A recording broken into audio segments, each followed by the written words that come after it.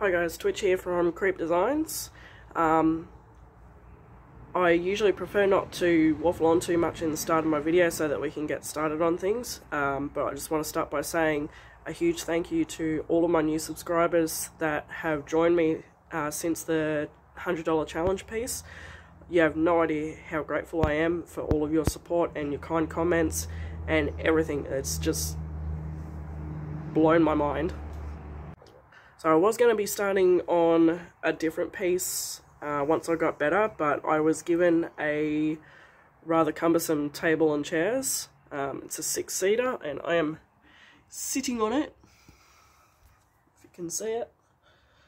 It's got quite a nice grain in it. I'll flip you around so you can see the chair. So that's the chairs there. As you can see, the pleather is peeling. But the table and chairs themselves are actually in really good condition. Let's get on with it. Alright, so the first thing I'm going to do is start by sanding the top back. I would normally paint this underside just to make my life easier, and then sand the edge to make it nice and clean and tidy, but because this is a curved edge, I'm actually going to go underneath when I'm sanding as well, just to make it a bit tidier and more presentable. So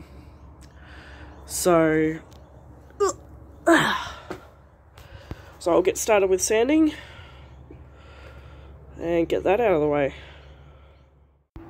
Before I start sanding the tabletop, I'm using Millie Clean Cut mixed, adding a little bit of this to hot water or warm water, and I'm using a sponge or a scour sponge to give the top a really good scrub. The table itself is in really good condition, like really good condition, so that makes me think someone might have used Mr. Sheen on it at some point. Once I've done all of that, I then use clean water to rinse it all off, and then giving it a dry with some paper towel before I get started on sanding.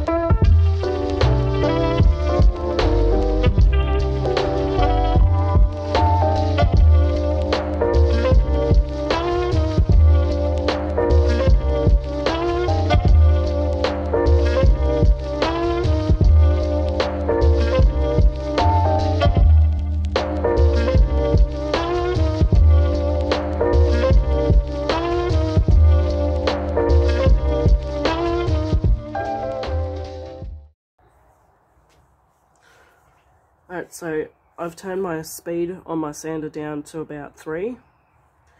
And again, I'm using the 120 grit sandpaper. All of my sandpaper, by the way, is from Sleek Australia, or Sleek Brushes Australia. Great range of sandpapers. They also stock mesh sandpapers, but these disc ones are great and last ages. Get heaps of use out of them.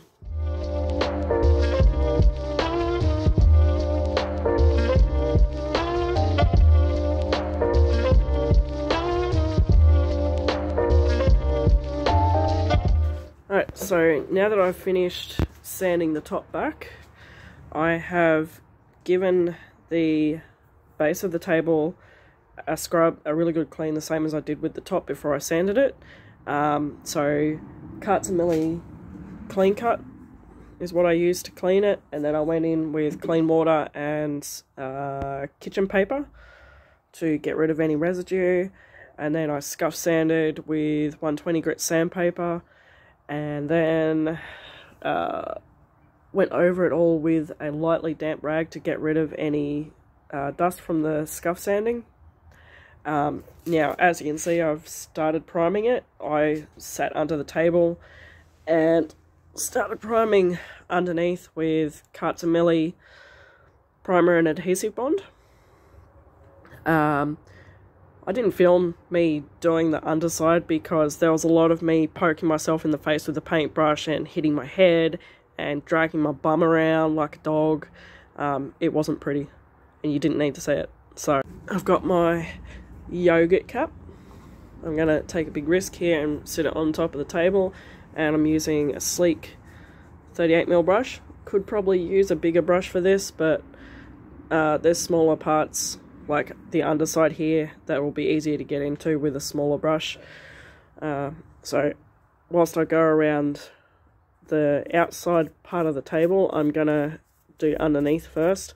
I'm not concerned about the paint coming up over this edge because once I'm done painting, I'll then go in with a little piece of sandpaper and sand this edge back down again so that you can't see the paint. So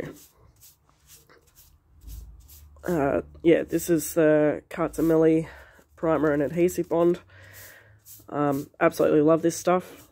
Once I used to use British Paint's 4-in-1 water-based primer. I used to swear by it, but once I started using the Millie primer and adhesive bond, I think I had half a tin left, half a big tin.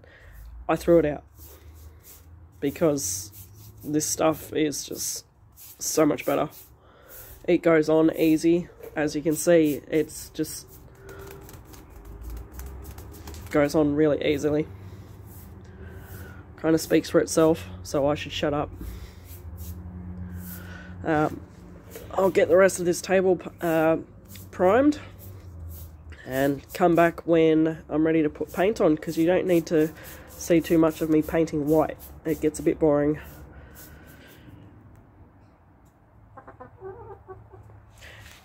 Bloody chickens. Alright, so I've got one coat of primer on there. That's the Millie primer and adhesive bond. As you can see, I've got paint everywhere, but it's okay because once I'm done painting, I'll sand this edge and get all that paint off there. Okay, so I literally forgot to record anything of me painting the base of this. I don't know how I managed that, but that's my screw up. Anyway, so the base of the table is painted in a mix of Millie, Daisy's Milk, and Charlie Latte. I wanted the creamy brown white of Charlie Latte, but I wanted it to be lighter. So at the moment it looks white on the screen. But I've just got a piece of white paper here that I'm going to hold against it to try and help you see the difference. So now that white is there, that stark white, you can see that it's a bit more of a creamy, sandy white colour. The other thing is, as I pointed out earlier, I started off, for some reason, painting the underside of this. I'm used to doing pieces that way because it's less labour intensive and you don't see it. And it's an easy way to get a neat edge, but this doesn't have a neat edge. There's no defined edge on this. So what I've actually done is I unscrewed it. For those who don't know, tabletops like this are usually held in place by these fasteners that screw into the tabletop and just hold it in place in these grooves. So I unscrewed it all, got my husband to help me flip the tabletop over because this thing is bloody heavy. And then I sanded the underside and it will all get done to match the top. I kind of want to keep it the colour that it is. But if I seal it now, it's going to darken it a lot and change the colour of it slightly, and I don't want that. So I'm going to do a very light whitewash. I don't like doing a different tone of white on the top and a different tone of white on the base. So what I'm going to do is I'm going to make a whitewash using the colour that I've used on the base to make sure that they match and so that they don't throw each other off. So now you get to look at my nasty ass workbench while I mix a whitewash. So I mixed my two colours, Daisy Milk and Charlie Latte, in this because it was like half empty, so I've just mixed it in this. Get a bit of a shake. I've got my water in a little yogurt cup. You can use anything. I'm going to add a small amount at a time and mix it and test it out to see how it goes.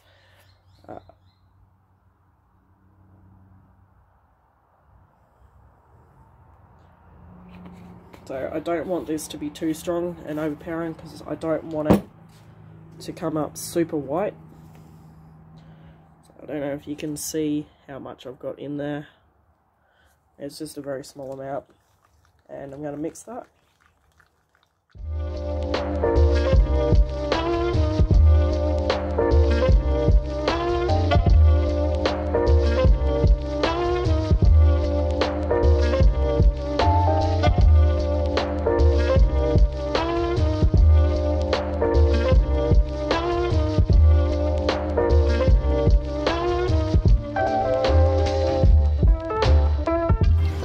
So I've applied my whitewash to the entire top and left it to dry. And now I'm going in with Millie Satin top coat, and I'm using a 63mm sleek brush.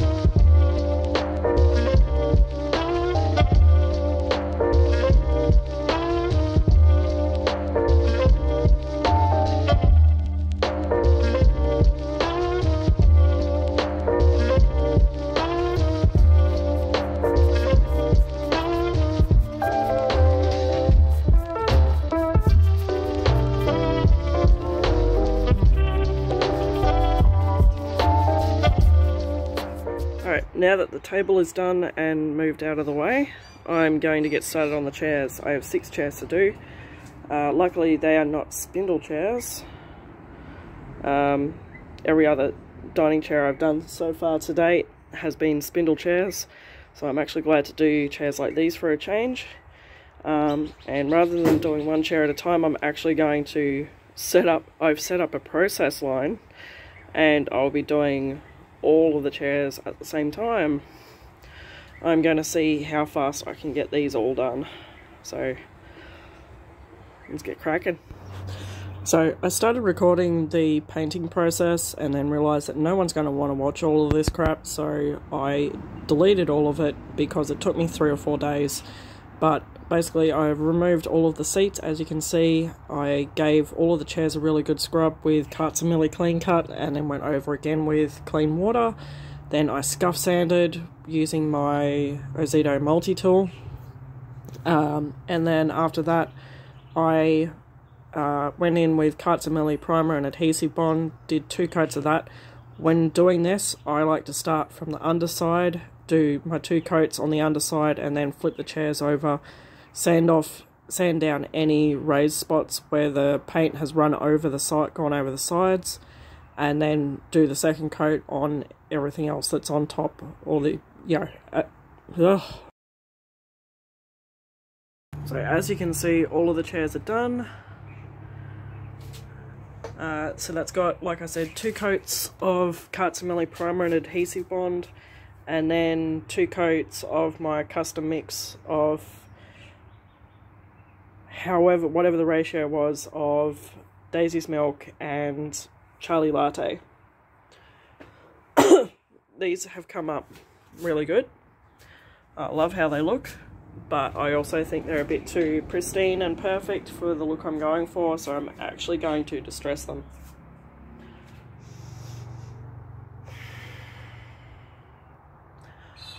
All of the chairs are painted. It only took 3 or 4 days, I lost count. 4 or 5 meltdowns. Apparently I was going through what is called a whiteout from painting so much white. And of course I was using the smallest brush because I decided to go with a brush that is like the width of these parts, because that's how I do things.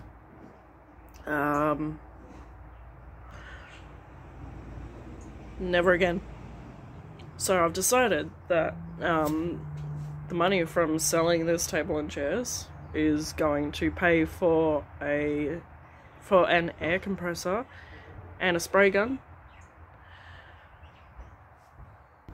So I'm using 400 grit sandpaper to do the distressing on this. You don't have to use 400 grit, that's just what I'm using.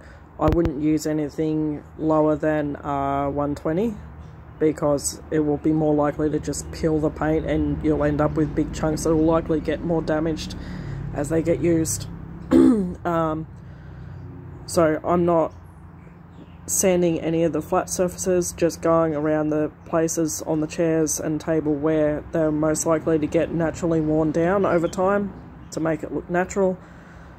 And then once I'm done doing all the distressing, I will then go in with Millie Satin Clear Coat. Alright, now that I've got all the chairs painted and sealed, I'm moving on to covering the seats, the seat part. So I've already done one of them just to work out how I'm going to go about it because it's an odd shape. I've got this covered. Alright, so I'm just lining this up and I'm going to pull the edges up a bit just to see how much room I've got. So I give myself a bit more.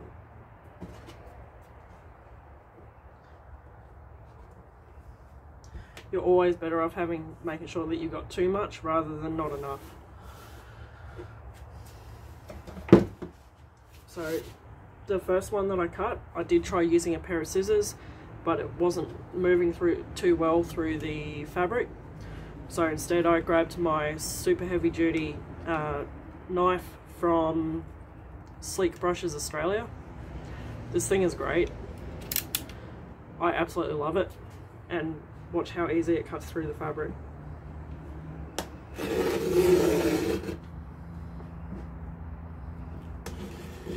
Missed bits because my workbench is a little uneven.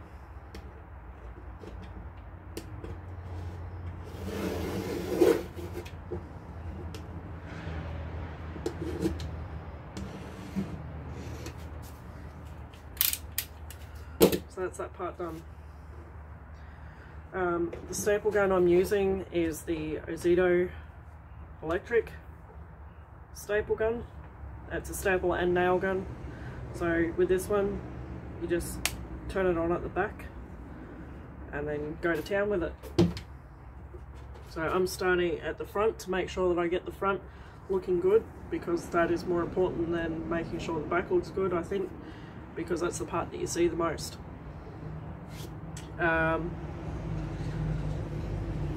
So I want to try and make sure that the fibres of the fabric are running straight. You don't really want them on an angle because it can skew the way the fabric sits around the edges.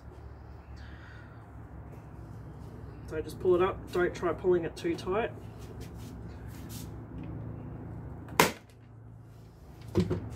One staple in the front. Again, don't pull it too tight.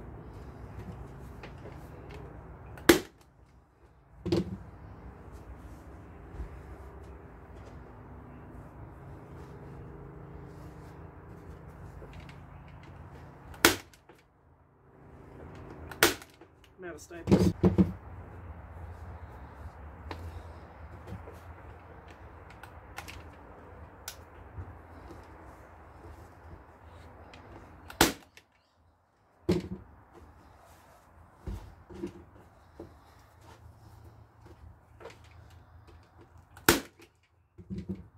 Sometimes the staple won't go in all the way, so I just give it a bit of a tap with a hammer.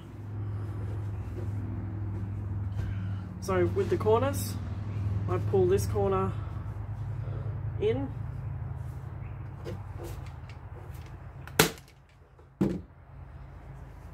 and then the goal is to push that part down and then pull that part in.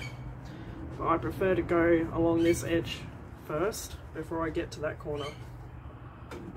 Again, don't pull too tight.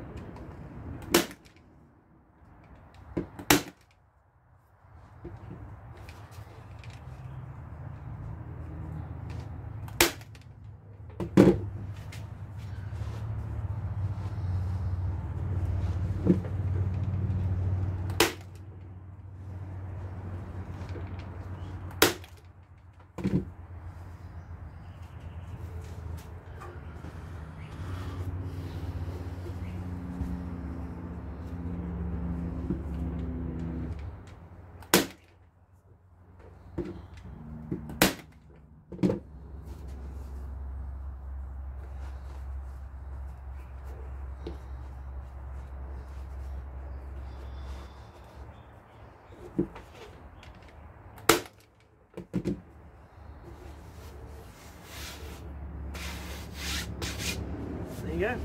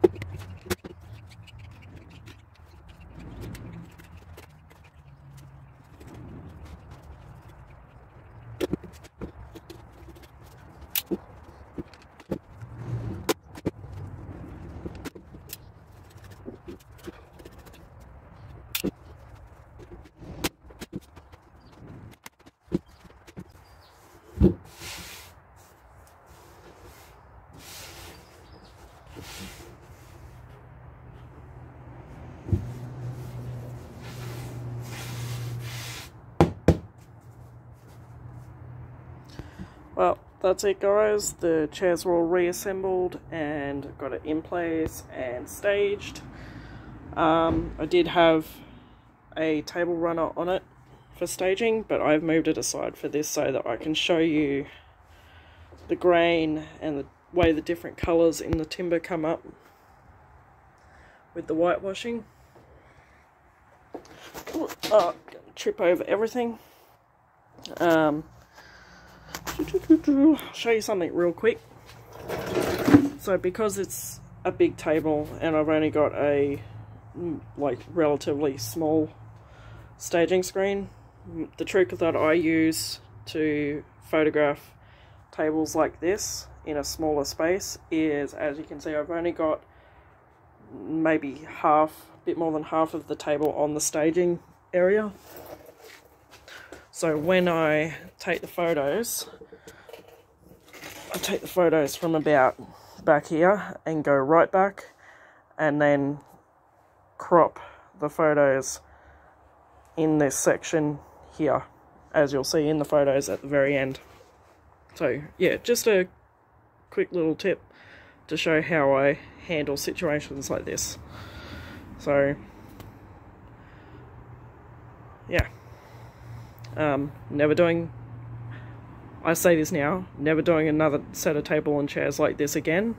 You know I probably will, but yeah.